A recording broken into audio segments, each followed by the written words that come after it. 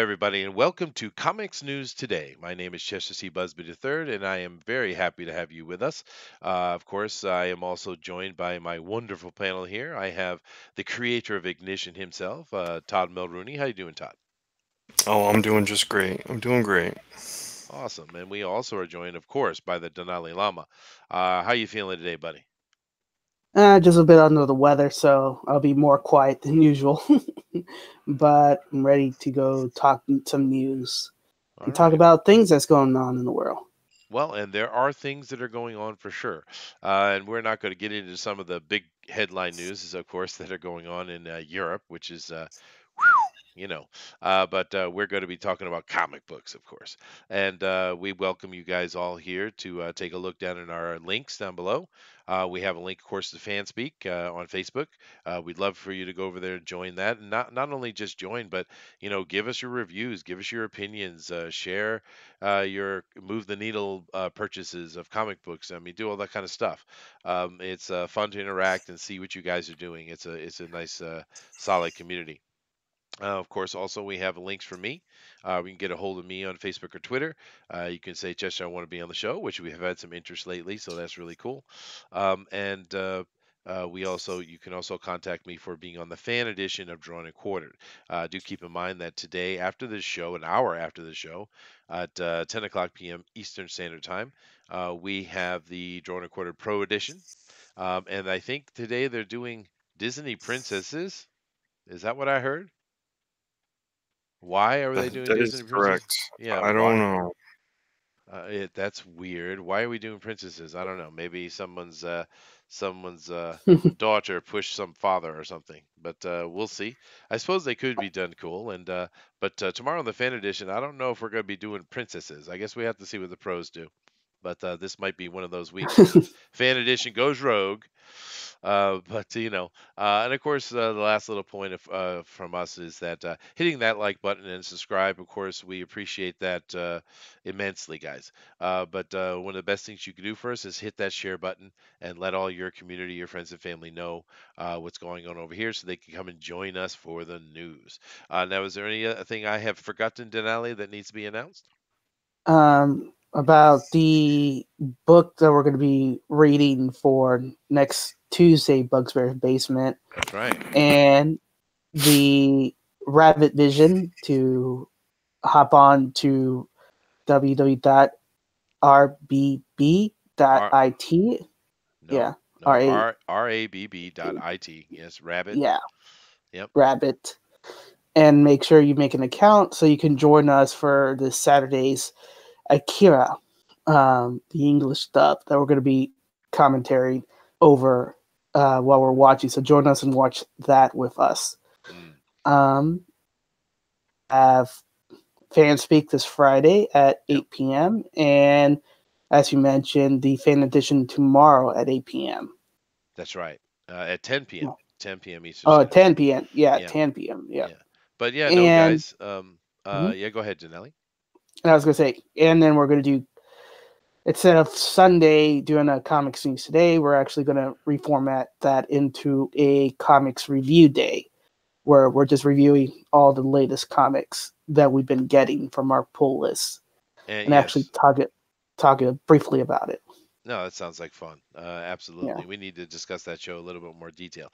But I think it'll be fun. And of course, as he said, go to over to rabb.it. That is Rabbit. And go ahead and create an account so you can join us for Akira this Saturday at 8 p.m. Eastern Standard Time. That's going to be a lot of fun. We had great time with Godzilla, and I'm literally looking forward to that. I think that's a good new show that we're doing. And of course, mentioning FanSpeak as usual on Friday, 8 p.m. Eastern Standard Time. But yeah, all the things we're doing, getting involved with. We also want your interaction. We want you guys to, leave your comments down below, communicate with us on Facebook. Tell us what you think. Do you have ideas to change the show, make it better, make it more interesting? Let us know. We want to evolve, we want to improve, and that's why we keep trying all these new things and seeing what sticks. It's kind of like throwing it at the wall, right? But I do hope and feel that Bunny Vision is going to be something that'll stick because that was a lot of fun. But anyway, let's go ahead and jump right into the news. And the first topics we have today are Well, kind of typical, I guess, but of the things we cover here. But there's one of them that I thought was really interesting. But we're going to start out with this one, though. So, Denali, why don't you go ahead and introduce folks to what's going on here in this article? So from comicbook.com, Batman Damn 2, just to make that correction, will make fans shout out, "Holy forks, Batman!" at all the F-bombs. Mm-hmm. Yikes. So, as those who are ordering know, that next Tuesday, this Tuesday, past Batman 2 has come out with Harley Quinn, and I guess there's a lot of cursing, which is supposed to be part of this Black Label title series. I just see it's going to be a snafu, kind of like the Batwing kind of deal, because people don't really understand what the Black Label is unless you're part of this community. Well, they just see, Yeah, well, it seems to me that the Black Label is supposed to be more adult, but it's being written by children who seem to think that adult simply means showing peni and saying the F word a lot. Do better. I mean, if you gave me access to Batman in a R-rated or even in this case X-rated freedom, boy, what I would do with it, and it wouldn't involve a bunch of Batman Wang and F bombs. That's not how you go about it. It just because you said a naughty word doesn't mean it's adult, guys, right? I mean, this is it's kind of lazy or lame, and I think it's just the people who are creating it are not taking advantage of the situation and truly using it. Particularly with Batman, and think of the horrific things you could do in an adult style. I mean, I think they're wasting their opportunity. What do you think about that, Todd? Well, I actually took a look at this already, and this writer's blowing it all out of proportion, because the word is used, but it's not always used by Batman. So it doesn't seem like Batman's on an F-bomb roll. Well, it says that So Batman I doesn't don't. say the F word at all. Yeah. Yeah. So I don't know where this. And you're I mean, right. This could be. I haven't read it, so you could be right on that. Yeah. Yeah. Actually, the thing I thought was most interesting in here, one, Constantine saying it makes sense for the character. Etrigan right. saying it makes a lot of sense. But him being reimagined as a rapper, what? That's dumb. But Harley Quinn, the thing I thought was more interesting in this article than any of that silliness, is um, they have a sexual assault by Harley Quinn drugging Batman and rapes him, I guess. So that is more interesting than they said the F word 10 times. So I don't know why you didn't lead with that. Whoa. I'll have to go back and look. I don't remember that. So it sounds like the reverse rape should be really the headline of this topic, especially in this Me Too movie. Oh wait, Batman's the man, so he doesn't count. Yeah, but this is another article written by someone who I don't understand the writing style. And then they come down here in the end and they say clearly, this is a comic not written for children in mind. Well, obviously it's called Black Label, and we know that. Why are you saying that? Who is this? Christian Hoffer. Yeah, I don't get these so-called journalists these days. Their writing is poor, and it's not clever or intellectual in any way. And you kind of expect your journalists to be clever, right? I don't know. But for me, this article is absolutely back-assward because it should be talking about Harley Quinn raping Batman, and they said a bunch of bad words. But oh well. Well, you see where the priorities are. I guess. But it also is the kind of thing where you see these Hollywood movies and it's like, well, if PG-13, we can get away with one, and they find the perfect place to put the one. They're so obsessed with these simple expletives, and that's not really doesn't make something adult, right? I mean, some of the most foul-mouthed people you run into in life are children because they don't understand, they haven't learned the etiquette of culture yet, right? And so kids will just get a hold of it and be so they get all like hyper and excited, and they'll swear left and right because they think it's cool. They think it makes them more mature. And this is how I feel about what's this Christian Hoffer is talking about. It feels like I'm talking to a 12-year-old or listen to a 12-year-old talk about how naughty the F word is. But I don't really care. What I thought was interesting was the Harley Quinn situation. And it sounds like to Todd, you missed that. So it must not be as detailed as he's implying. Right, Todd? I'm looking at it right now, actually. Mhm. I'm Okay. trying to figure this out. Yeah, his pants aren't down, so she's not raping him. She is sitting on top of him, but she doesn't rape him. I see. Yeah, there's no rape in this. Well, she said it unzips her bodysuit, showing off gnarly scars and the outline of erect nipples. Outline. Okay, so you're absolutely free and willing to show Batman's penis, but yet you're gonna hide erect nipples. Interesting decision making. Well, see, you got to see this because this guy is really blown out of proportion. She's got what she's showing is a scar she has, and it's like almost like she had a triple bypass scar. Uh-huh. And I don't know what that's all about, but yeah, I'm looking right at it, and she does reveal the scar, but I mean, the thing with the nipples is the guy's blown out of proportion. Yep. No, it sounds like this Christian Hoffer here is doesn't really know how to do his job. But hey, that's not the new. Let's go on to this next one because this one's even more fun. Cosmic Ghost Rider is destroying Marvel's history. Now, this is interesting because a lot of people have shown some love for this one, huh, Denelli?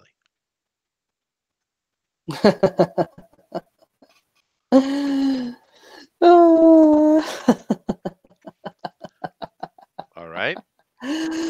Yes, it's a lot of love. Cosmic Ghost Rider, an alternative Ghost Rider of Frank Castle surviving the snap, becoming the Ghost Rider because there's no one to kill, and then becoming Galactus Herald, but there's no world to destroy, becoming Thanos' henchman and beating up, and then now wandering the world mad because he's bored. And because he's bored, he's rewriting history all over again. Yeah, well, now if you guys would permit me, actually, continuing this arc of the so-called journalist here, we have Jamie Lovett. Let me read. I'm going to read through this, and I want you guys to get a feel for what they're doing here. So, who gave the Fantastic Four their powers? Who brought the Amazing Spider-Man back after the Spider-Man No More? Who found Captain America in on ice before what? In on ice. Okay. Please do better. Who saved Jean Grey from Dark Phoenix? Nobody. The answer apparently is Cosmic Ghost Rider, comedian, the League star Paul Schneer, us, re-team with Far Cry writer. What? Come on, do better.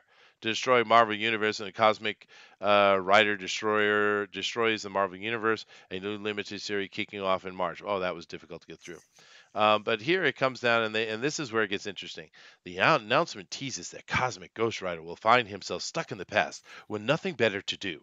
Cosmic Ghost Rider sets about rewriting the origins of the Marvel Universe. Once again, you would put a period here. What are you doing? You're supposed to be a writer. Comics Ghost Rider debuted in Thanos 13, the first part of the Thanos Wins story arc. He was later revealed as Frank Castle, the Punisher, from a timeline where Thanos finally defeated the Avengers and all of Earth's other heroes. He killed everyone on Earth, including the Punisher. Huh? Okay. But Frank was so full of vengeance that he made a deal with Mephisto to return to Earth as the Ghost Rider. The catch was there was no wicked left on Earth to punish. There was no one left on Earth at all. Now functionally mortal, Frank wandered the Earth for centuries and lost his mind. Okay. So this is what they're doing with this storyline. He died. He made a deal with Mephisto. He came back, but he was alone, so he went crazy. And then Galactus shows up and makes him a herald. Okay. It makes him, all right. So he and Galactus set off on a mission to kill Thanos, but the Planet Eater was defeated. Okay, so Thanos defeats Galactus. Frank agreed to become Thanos' deadly henchman, huh? Okay. Scar in the universe for anyone left to kill. Okay. He was later killed during a fight between Thanos and his younger self and welcomed into Valhalla. What? Where he bored out his mind. Where he bored out of his mind. Where he was bored out of his mind?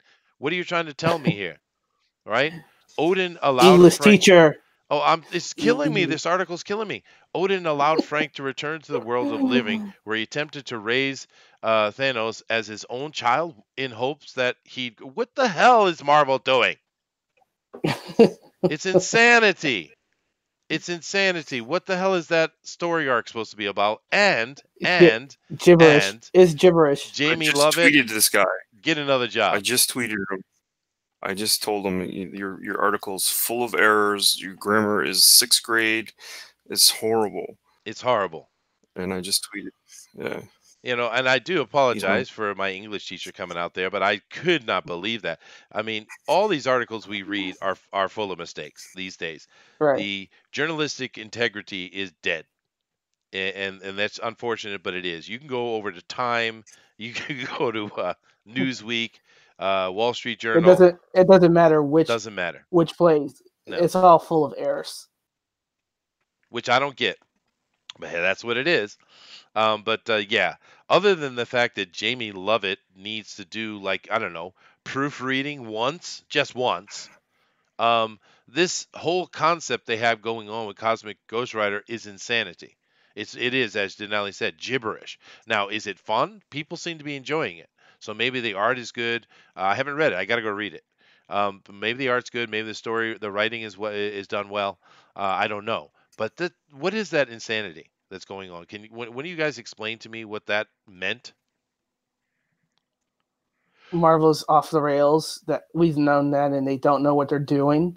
And the fact that we have a Cosmic Ghost Rider that's doing all this. This sounds like a bad fan fiction, like one of those deep fan fiction that, you know, it's like, wouldn't it be cool if he does this and then becomes this and then becomes this? Look at the twist. He actually dies but comes back because it's cool. Yeah, right? I don't know, dude. It's insane. And Jamie Lovett, I blame you, but I also blame your editor. Because, like I said, I see a lot of these errors, and it probably sticks out to me more than it does you guys because of my job. But that was bad. That was really bad, Jamie. Dude, why don't you write for one of these companies or one of these, you know, I don't know, trade magazines or whatever they are? I suppose I probably should, huh? I think you should. Or at least edit their asses. Right? Or yeah, take the editor job, or maybe I should put some inquiries out. But I don't know, dude.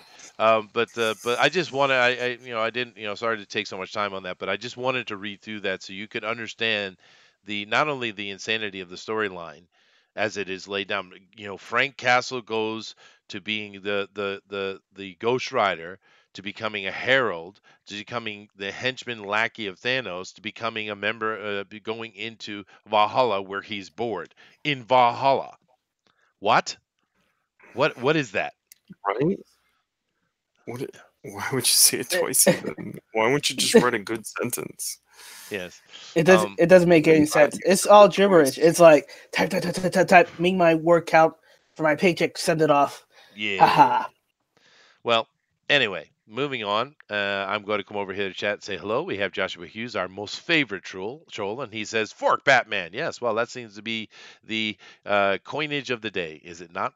We have Zebulon. Fork Batman. Yes, sure. We have Zebulon Pike, which is awesome name. Good afternoon, gentlemen. And Zebulon Pike sounds really familiar to me. I think it's Star Trek, actually. Valenid says, "Hail Raven," of course. Dave is here, and he says, and Bendis is raping Superman. Oh, sad face. Zebulon Pike says, "It's garbage tier." Yes, it is. I do agree with Ethan for sure on these things. There's a lot of garbage tier going on. Zebulon Pike continues. First time I've seen you, unless your person has changed your name, but very active. Thank you very much. Isn't that out of character for Harley? I guess most of the current Jagoff writers get their characters wrong. Yes, you do. They do. And you know why, Zebulanka? We've talked about this here. You know why they get it wrong? They get it wrong because they don't do their research. They don't even read the characters from the past. They have this Hollywood TV Wikipedia understanding of the character, and they're like, okay, I know who Spider-Man is, and then they go write it. Whereas any normal person would go back and read every damn Spider-Man comic book they could get a hold of so they understand what happened before so they can continue it. That would be professionalism, correct? But that's not what we're dealing with here, right? DNC hates Cosmic Ghost Rider. Vailnet says, I didn't know that. I do watch some of his stuff, but I don't see all of them. I have heard some positive things about Cosmic Ghost Rider, though, but I haven't read it myself, so I'm not going to give an opinion. Also, by the way, yesterday I did the Wednesday comic review with Brad, which is Brad Ashworth at Pencil for Life. Now, Brad, of course, runs comic book stores, and he does upcoming release comics that he's going to be having on that Wednesday. Now, when I was young, comics used to come out on Monday, right, Todd? I mean, the new stuff for the week came out on well, they used to come out on Monday. I remember my pull list was always available on Monday, but now it seems to be Wednesday. So something has changed, I guess. It is Wednesday. Yeah. Yeah. Well, it's been Wednesday for a very long time, by the way. Oh well, I'm very old. Very long time, but I don't know. And yeah, but I don't know when it changed, but it has been Wednesday for as long as I can remember. Well, I know when I had my pull list, it was Monday. So maybe sometime in the 90s it changed, maybe. Maybe in Japan you get them on a Monday. I don't know. Oh, Japan actually is like a Friday. But Friday. Yeah, for the weekend, I guess is their thinking. But anyway, the point that I'm trying to make is I was over there talking with Brad, and we covered three books. One of them I didn't get to review because he couldn't find a PDF for me, but it was a kid's book anyway. But the other two I did read completely, and I reviewed them. One of them is The Batman Who Laughs. And it was very well written, beautiful art. It's not the kind of story I like because for me, the ends do not justify the means. And for me, I'm really sick of these days of them taking the hero out of the superhero. You know, Injustice did it. We've seen it done by many people. Frank Miller, of course, they all about destroying that. We see a lot of these writers that they can't. Bendis is another one. They can't stand the hero, right? So I don't like that idea, but I can't deny the quality of the book. So if you guys haven't seen that, you should go check it out. It's really well done. Another one I read, and please be gentle with me, was Goddess Mode. Ooh. Zoe Quinn. I feel sorry for you. Robbie Rodriguez. Yeah. You do. Well, here's the problem, Denelli. The art is amazing, and the writing's not that bad. I couldn't hate it. I couldn't say, I actually had to say it was a buy. And do you understand my pain? And I know everyone's going to be angry at me and throw things at me, but I do apologize. But I had to be honest. It's actually written pretty well. It's stupid, angsty, blue hair SJW for sure. It's way too wordy, but the writing's not bad, and the art is phenomenal. That aside, I would never buy it simply because, Zoe Quinn is an actual evil human, whereas, say, Mags Versaggio is just annoying, right? And Robbie Rodriguez is an absolute jagoff, right? So I would never buy it simply on principle alone. But as far as review, I couldn't give it a negative review, dude. See, they say kick gesture. I know. I'm sorry. That's probably why I'm so sick right now. My body already knew you were going to say something. I just have no energy. I have no energy. No energy, Chester. No energy. I do apologize, Denali. But what do you think about that, Todd? Have you read that book yet? No, I haven't. I'm looking at The Batman Who Laughs right now. That's Jock, right? Who did Witches? Yeah. No, it's great. Yeah. He's a good artist. Yes, very different.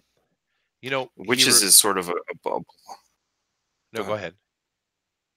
Witches is sort of a blend between him and the colorist, the synergy, because there's a lot of color play in Witches to create a certain mood and stuff. So.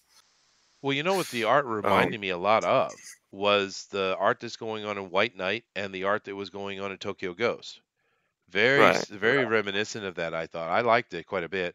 Like I said, I don't care for having Batman, make himself a monster to defeat the monster. That's just not what a superhero does. I don't like that idea, but like you cannot deny Right. the quality of the book. It's amazing. Yeah. But let me see how Captain Canada says downvoted. I do apologize, sir. Nick W says, "How much is DC paying you?" Oh God. I knew it was going to come, but I mean, it's What was the unfortunate. third book? The third book was a kid's book that he didn't have PDF, so I couldn't read it. But it looked fun. It kind of had a very much of a Mad Magazine type of feel to the art, and Brad liked it quite a bit. He thought it was a good kid's book. So, but I do enjoy doing that show, and I always try to be. Well, no, I don't try. I am always honest about it from a simple quality point of view because that's what we're doing. We're not giving our opinion politically. We're saying what is the quality of book? Is a real review? Is it a good book? Is it the art good? Is it well written? This is what we're doing over there, and I just felt that the integrity, the honesty was more important than my feelings on the people who created it. So. Now, did the guy show up? You said there was going to be a guy from Oh yeah, we had a previous. long conversation with him on From, Sunday. That was uh, great, a great one. He's going to be coming back twice a month, I think, and we also having other guests who are coming on. We have Gary Shipman, we have Peter Samedi from Alternative Comics. There are lined up, so we're going to have him twice a month. Plus, we're doing the Wednesday reviews as well for the next day books that are coming out review type of thing. So yeah, right. it's very interesting. It's perfect for Brad to do because not only is he an amazing artist, he's also runs comic book stores. So I mean, Yeah. he's right in the thick of it, right? So Right. I'm very happy to be involved with those things, and of course, talking to Diamond. And their marketing boss, who they sent over to talk with us, is very Yeah. very interesting because they have said very clearly they see what's going on in this indie revival and they want to be part of it. And he made very specific points to say, "Hey, we are open to everybody coming in and looking at everything. We are not going to bar you just because of your politic." They were very clear about that. And to be fair, I have heard Ethan say this several times as well. Because people are saying, "You sure they'll take Cyberfog? You sure they'll take Cyberfog?" And Ethan said very clearly, "Yeah, of course they will. Diamond is about making money. They're not going to block you." So this is, confirmation from the horse's mouth, as it were, right? So it's very nice to have them over there. I think it'll be some very interesting information. One of the things we're going to do in the next show, which is coming up in 2 weeks, is we're going to talk about exactly what is the process to submit to Diamond. Exactly, precisely. What is the paperwork you need? What do you need to do? And we're going to have it from their marketing guy right there with us. We're going to go through that in detail, and that's going to be very informative, right? Very helpful, because I know there's a lot of people in this community that would love to, have their stuff on Diamond because doing the Indiegogo is a one-shot money, and if people like it, you could do it again. So it's good. The direct market thing is a good idea, but in the end not only I understand there's a lot of complaints about Diamond, and they're good complaints. They're very fair. I mean, because Diamond has some very unfortunate practices they've done in the past, and they continue to do.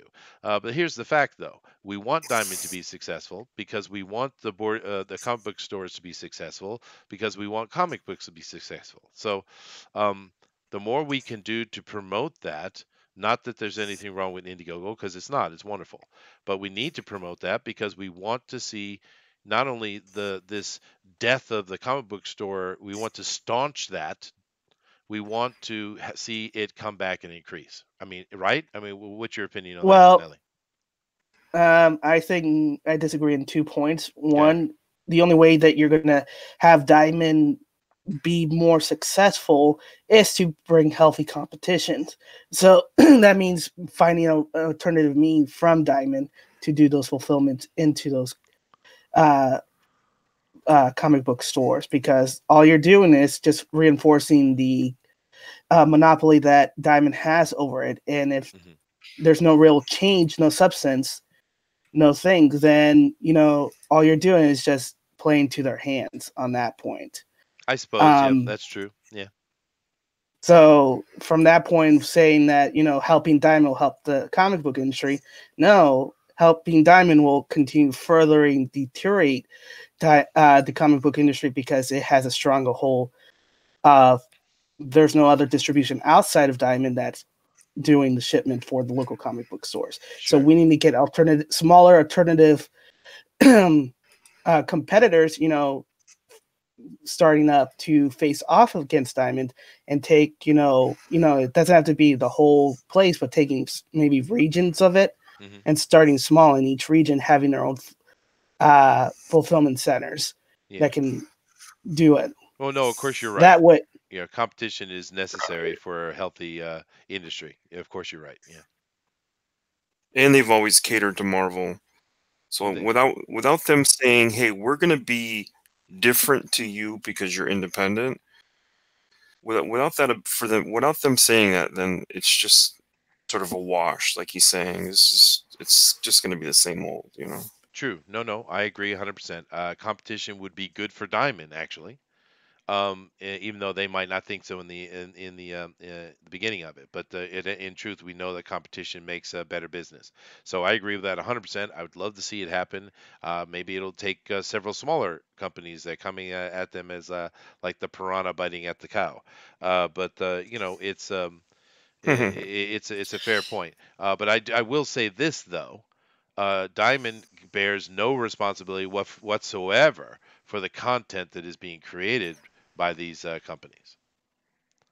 So no, but they do bear responsibility for all the damages that they continue to allow for every shipment in their fulfillment center. I mean, I was looking at their YouTube channel, which is Diamond Comics Distributor, and they were showing their new distribution center facilities, and I saw about 5 times where they slammed, hit, and carelessly packaged books where it led to increased damages. And we're saying this is supposed to be state of the art, but I can see just from the human component that it's causing the damages where you're costing the local comic book stores money because they can't return those. Well, that's why you don't give a Polish person a forklift license. I mean, that's a separate issue.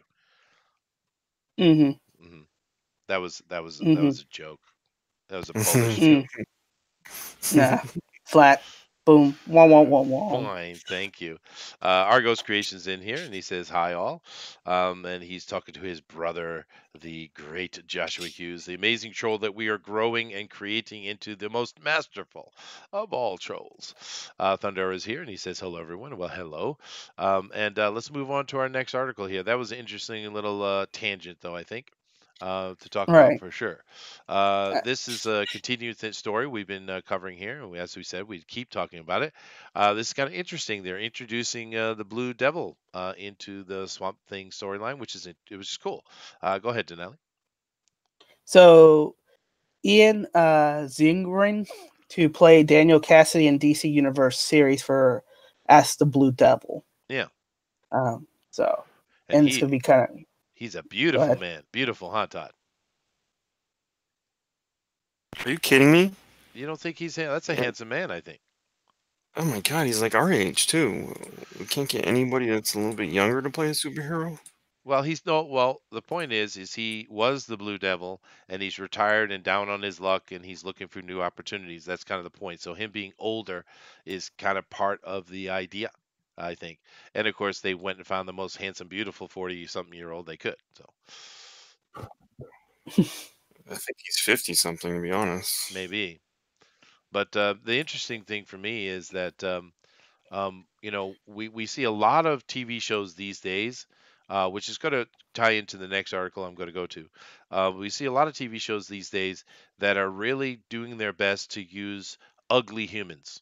Now, for one thing, ugly people deserve work too, so good for them. Congratulations. But they're doing this intentionally, right? And the simple fact of the matter is, ugly doesn't sell, guys. It just doesn't. You could say it's unfair and you'd be right. It's not fair. But you know what? Life is not fair.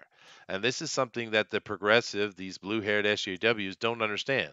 Life in itself is not fair, and you're not going to be able to change that. You can't change that because you will destroy everything in the attempt. It is just what it is. And this like China, they absolutely kicked Jedi not because of the story. They don't even know Star Wars hardly. They didn't like it because there were so many ugly people in it, and they were very clear about saying so. Right? This is a problem. So, but I don't know. This story is interesting because we've been talking about Swamp Thing, and I'm really have my fingers crossed for this one. What about you, Todd? Do you think this is going to be a good one? Yeah, it's worth a shot. You know what I Yeah. mean? It's Well, worth there's a lot of good news coming about it. There's good people involved, man. I really got my fingers No, crossed. I I hope agree. it's good. I agree. Yeah. There's definitely a lot of actors that they've announced and stuff. hmm And hmm And the directors as well. It's right. I really hope this is going to be good. I'm really looking forward to it because as bad as Titans is, and honestly, a lot of these CW superhero shows have kind of gotten into the same ugly rut that they've been doing, pun intended. Um, they this right here looks like it's going to be gritty horror Swamp Thing, and that's what we want, right? Right. And I hope it's Swamp Thing and not the thing that looks like a swamp and a thing. Oh, who knows what they'll do with that? They'll probably do their best. I hope they go a mix of practical CG instead of all CG. We'll see what they do. It'll be cheaper from them to do practical. Argo says that just no ugly humans on forklifts, right, CB? Yeah, absolutely, dude. We definitely want the ugly people on the forklifts. That's a dangerous weapon. But Cinna's mentioned that. That brings me into this little article right here. I thought this was very interesting for several reasons, Denali. Female-led films outshine female-led movies at the box office, confirmed study. Male-led, yeah. Mm-hmm. I hope they include the rise of prices and all that when they were conducting said research. Oh, I guarantee you they didn't do that. Of course they didn't do that. But there's a couple things here. One, what they have decided to call female-led, how they have bracketed their study, and the simple fact that we see the push of so many female leads over male leads these days in so many things, including movies and TVs and stuff like that, that of course we're going to see a higher ratio of female because we have more females doing it. But once again, that doesn't matter for me. I don't care what your gender is. Do a good job? That's all that matters to me. But they're looking at these 350 highest grossing films worldwide, and they take into account this kind of very interesting little thing called the Bechdel test. Now, Todd, are you aware of the Bechdel test? Do you understand what that is? No, not at all. Okay. Now, the Bechdel test is basically the idea that it's a feminist idea that in movies, women are always, when you see two women together on screen talking, they're always talking about men. So the Bechdel test, and therefore considered it would be actually a acceptable movie with a female role, is when women are talking about something other than men. So the Bechdel test goes in and looks at what those women are talking about. If they're talking about something other than men, then it's fine. If they're not, then those women don't count. Okay. Now, in a way, you would think that would work against them, but also what they're doing is they said right up here, very interesting. The lead actor of a film was determined by the listed cast order in a movie's billing block. Okay, well that's interesting. Shouldn't the fact that they're actually the main character be important? But I guess not. Press notes and final credits. So they're going on where the editors and the producers put names in the film script. Huh? So basically, they're just saying we had to twist and turn and quantify and filter out to get the right number of people to prove what we wanted. Yeah. That's basically what it all means. Well, sure, and it's the same thing we see with these manipulation of statistics across the board with many other things. I mean, I'm not going to get into the political side of it, but you all know what I'm talking about. But 105 qualified as female lead, while 245 were male lead. Is that true? I doubt it. I don't think that's true at all, especially these days where they're always putting a woman up in the lead role for everything, especially on TV. I mean, can you even count how many detective TV shows have come out over the past 10 years and how many of them are male lead? They're pretty much all female and they're all crap, right? Not because they're female, just because they're crap, right? But there's just so much of it. There's so much of it. Think about it.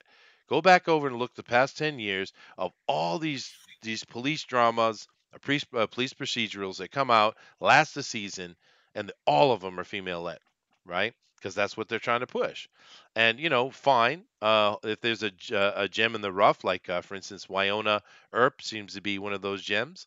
Awesome. But it's an interesting article because they're telling us right in this article from CBR that they rigged the statistics. So you're telling us how proud you are of this study, but then you're also saying that it's a cheated study. I don't get it. Do you, Todd? No, I don't get it either. Yeah, but more importantly, Todd, do you care? Gotta say I don't. No, me either. You care less, right? I could What care about you, less. Denali? Do you care? Not, excuse me, not at all. I think I have no problem with female led. I mean, I think again, you said it before, Ripley. Yeah. One heroic female right there, Wonder Woman. A lot of things going on, and I'm like saying, the more you kind of push this, the more you kind of make yourself look like fools, and the more people get turned off of it because you're taking away choice from them. You're taking away their ability to say, "Hey, do I really like this or not?"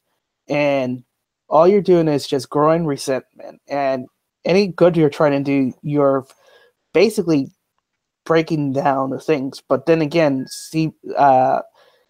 with a site like CBR, which is owned by the same company that owns Screen Rant and some other news organizations, it's not surprising they're pushing this agenda and all this kind of nonsense around. It's this study means nothing. Anybody could put a study in, twist the facts until it meets the conclusion they want. But does that mean it's a real study? No. Oh no, of course it's not. They just told us it wasn't, right? But the thing about it for me is they are so desperate to say, see, we told you so, see.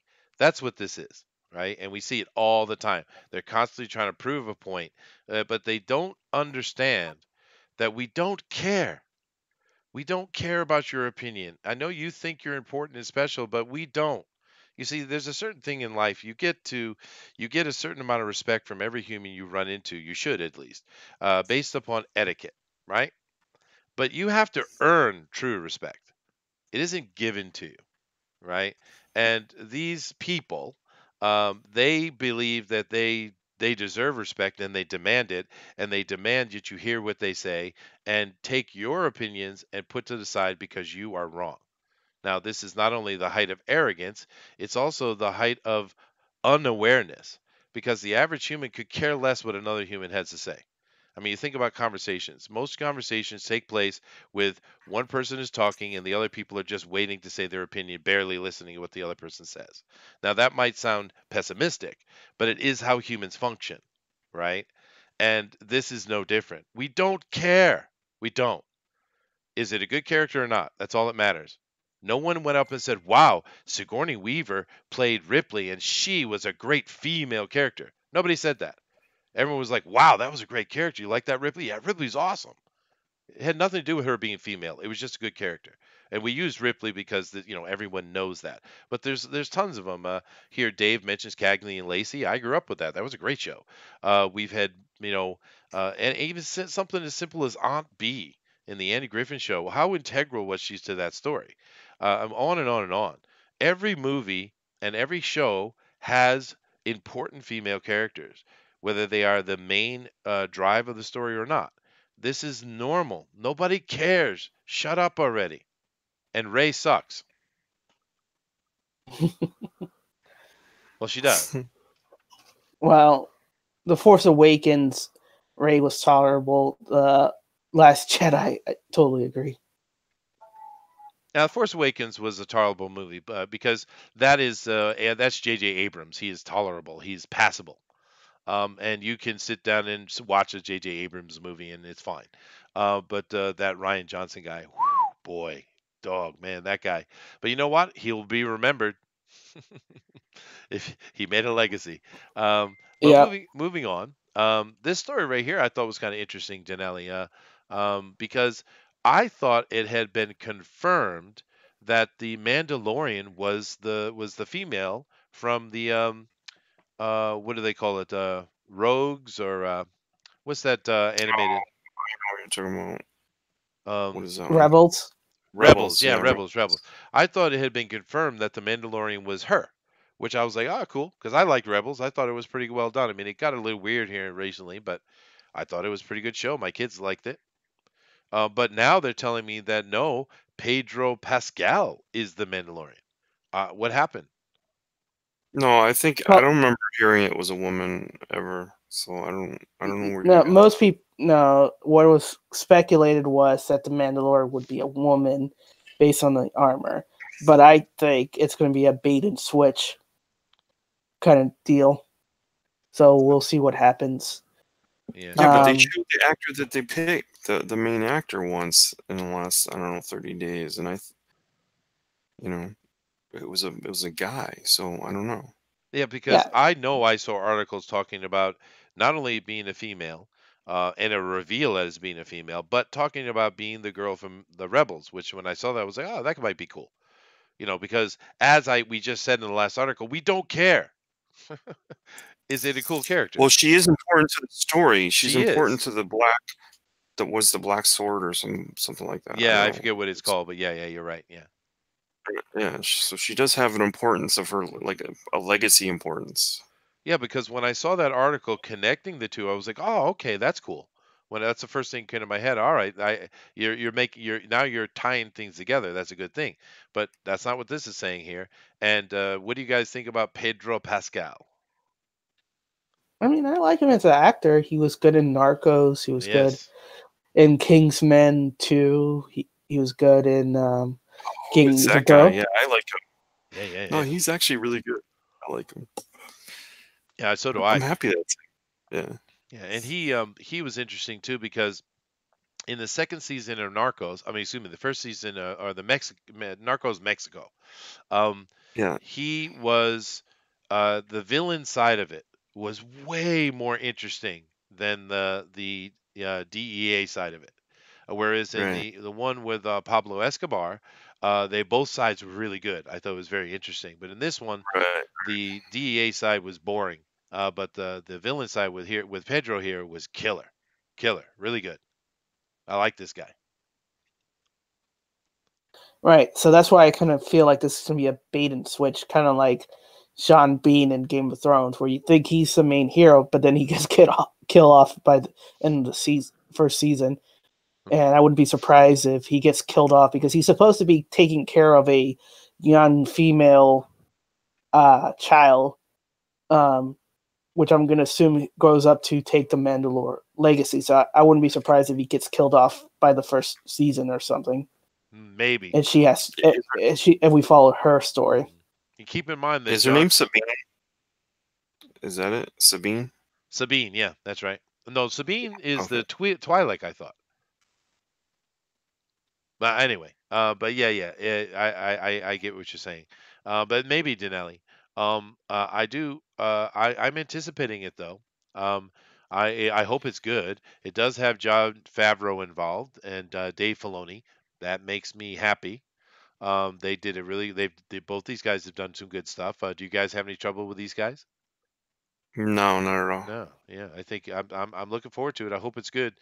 I know a lot of people were just kind of, oh, another female character, which I get it, but um, I was all set and ready for it to be. I don't think it's Sabine. Maybe it is Sabine, but Sabine is the is the Mandalorian. Mandalorian. Okay, yeah, okay. So I Yeah. was all ready for it. I was like, okay, that's cool. There's a tie-in, and it makes sense too because of the dudes that are making it. With Favreau and Filoni here. But now we'll have to see. I love this guy though. He's a great actor, and if it is a situation where he gets killed and he drops it off to the girl he's raising, that's fine. Because one of the things in the Star Wars extended universe, what do they call that, Legends now? Um, they have made it very clear. The Mandalore are, there is no distinction, male, female. They're in that culture. They are all military, and this has been written this way for a long time. I remember back when I was playing the D6, Star Wars role playing game. They had Mandalorian stuff, and it didn't matter. So it's complete canon as well. But yeah, I thought it was an interesting article here, particularly because I love this dude. So does my wife, for different reasons, I think. Right. Well, he's a handsome beast. But anyway, we want to jump over here, of course, and we want to talk about IndieCron as we do on every show because not only is IndieCron awesome, it is also our sponsor. Thank you very much, Pixel Trader.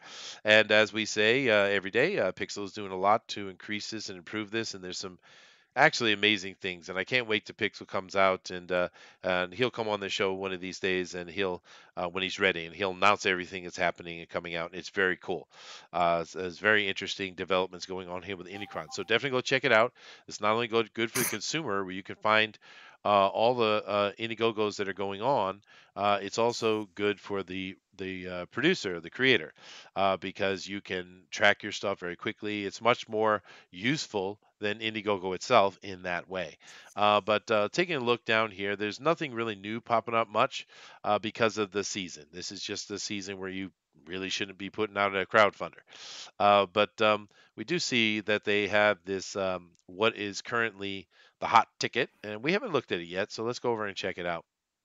Now, this is Mike's second project, and we did look at it a little bit, but we didn't take much time with it because the main comment we had said that, well, he has not delivered his Lone Star yet, but yet he's having a second Kickstarter.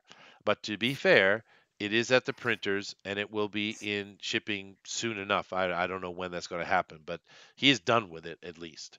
Did you have any further comments on that, Denelli? No, no further comments. I mean, I think we're still waiting for his Lone Star to come out. I know that went off to the printers, and they're all done. So, he's funded. So this should be coming out shortly once he sends it off to the printers again. Yeah, I think so. So, Well, now this right here is interesting because in this campaign, we don't only have his Meg, which is what, like 400 pages. He's also putting out his Six Gun Samurai and his Devil Deal, Deal with the Devil. Now, I'm not so interested in Deal with the Devil. I'm not so interested in the Meg. Honestly, I'm not a big shark movie guy. Some people love that though, so good on him for that. But I am very interested in the Six Gun Samurai. And this right here is one of the things that Mike likes to do. Now, Mike was never military, as far as I know, but he does love supporting the troops, and I think it's wonderful. This one here is $100. It's featured. It's Merry Christmas to our troops around the world. This is the same offer as the Comics for the Troop, but less money. You'll not only get the Meg, Six Gun Samurai, and Deal with the Devil for yourself, but we print and ship at cost as many copies as your purchase can afford. Estimated 10 or more. That's really cool. What do you think about that, Todd? Mike's always supporting the military. Yeah, that is cool. I wonder if he's sort of a product of, Japanese and American byproduct of, two people that met in the war sort of thing. It could be. I don't really, I didn't get that deep into it with him. yeah. I know his mother is Japanese. I know she ran many sushi shops in California. So that's about all I know on that. But maybe, yeah. But it's cool. Yeah. It is cool. As we come down here now, we know the Meg is absolutely complete, and this is one of he's kind of using this as a way to try to get some actual payoff of the book because the people that he did the book for, and it's a huge book, right? Haven't Mhm. really been able to pay him. And it doesn't sound like they're gonna stiff him. It sounds like he will eventually get paid, but it's just not going to be as forthcoming as he would need, right? Because he's got a million kids, as we all know. So this he got permission from them to take this out here to try to make some more ready cash on a completed book. So I think it's smart. He also has the other ones were done. So this is kind of like a project we've seen from other people that it's already done. They're just throwing it on Indiegogo. What do you think about that, Todd? That kind of idea. We're not promoting a new thing. We're completing stuff. We're promoting stuff that is completely finished in the bag, right? Well, yeah, and I heard him talk a lot about the situation and stuff, and he's not, Yeah. he's just trying to collect on something he can't collect on Right. because some things were done that probably shouldn't have been done. But he's been given permission to do this. There's also a guy who's sort of down on his luck, I think, or sick or something, and he's also trying to help that. So it serves two masters for him to get paid for it, and also I think to help this guy because I think he's got some health problem or something. Do you remember that? Mm. I've heard those that kind of thinking on as well. But Mike, he's one of those dudes. He's very helpful. He tries to support the people around him. He's certainly a loyal guy, um, and he maybe to a fault. But I've heard those kind of things too. But and I think it's great. Just like with the military. I did have one question here though. You see this here, Janelle, where it says Six Gun Samurai Kung Fu meets the Karate Kid. What does that say to you when you read that? What jumps out to you?